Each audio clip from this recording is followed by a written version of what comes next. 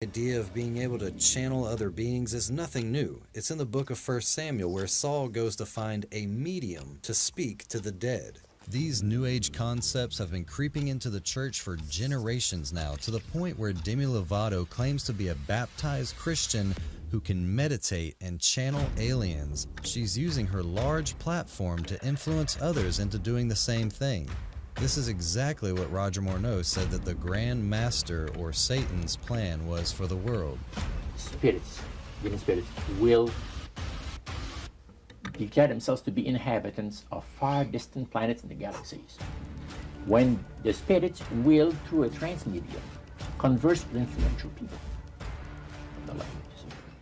Many testimonies of people who claim to have been abducted by aliens describe these alien beings as looking like perfect angelic beings with blonde hair and blue eyes, gray frog-like creatures, and reptilians. I don't think it's coincidence that the first original alien to come to Earth from the heavens appeared as a talking reptilian creature, giving New Age doctrines such as "you are God and you cannot die." This is the very same message that we hear given by these entities from testimonies of abductees. When they see us worrying about things like death, they find it hilarious. And when they see us like running around like headless chickens, just to create money, just to keep ourselves alive, and they know it's all a big joke because you can't die anyway. And they say even if we did die, you can choose to come back from the death state. Occultist Aleister Crowley was a self-professed wickedest man alive, and he drew a sketch of a demon that would often visit him. This demon introduced himself as Lamb, which is Tibetan for the Way, an exact counterfeit of the true Lamb of God who is the way, the truth, and the life.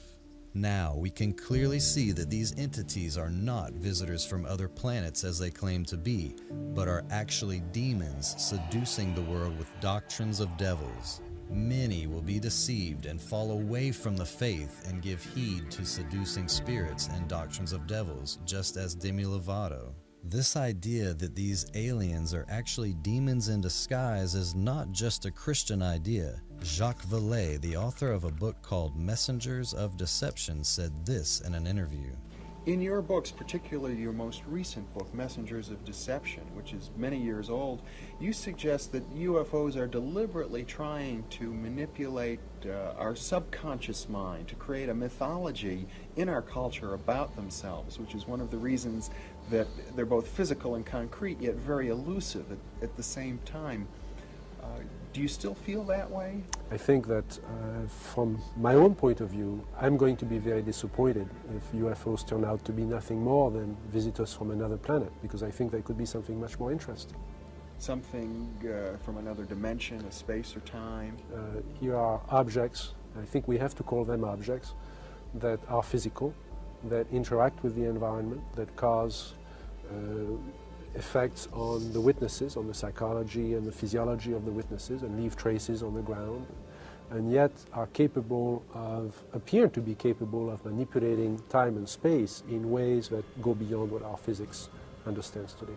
Eddie Bravo, on a podcast with Joe Rogan, talks about William Cooper, the author of Behold a Pale Horse, and how while working with the military actually believed in aliens and UFOs because he saw them with his own eyes, but then began to wonder if he was being deceived. William Cooper, he wrote Behold a Pale Horse. He wrote that book. He's like probably considered the Helio Gracie of conspiracy theories. William Cooper, he was in charge of putting together the documents for these top secret Office of Naval Intelligence meetings. He thought they're trying to get us to believe in aliens so they could fake an alien attack, so that'll usher in the New World Order. Because what happens if the aliens attack? We all unite. In all the movies, you see them in the movies like, oh, they're attacking, let's call China. We're all together, we all unite. That's the whole purpose of everything. William Cooper, he was the guy who he was like, aliens exist. I'm looking at these documents. They're having these meetings about this crash. He's got his own little private radio and then he's like, oh, these are setting me up. This is all. He goes, they're setting up a fake alien invasion. That's what they're doing. Okay. Or could it be manipulated purposely by people who have the technology to simulate UFO sightings? And people say, well, of course not. Who would do a thing like that? Well, I would remind you that during the Watergate investigation, it was discovered that there was a plan originated in the White House to surface a submarine off the coast of Cuba and paint the second coming of Christ over the island of Cuba using holograms, which is well within our technology today. Tom DeLonge, former frontman for bands Blink-182 and Angels and Airwaves, has gotten security clearance with the CIA and permission to share information on the subject with the public. Communication role, it makes more sense. So they would give some information to you and you would get it out to people.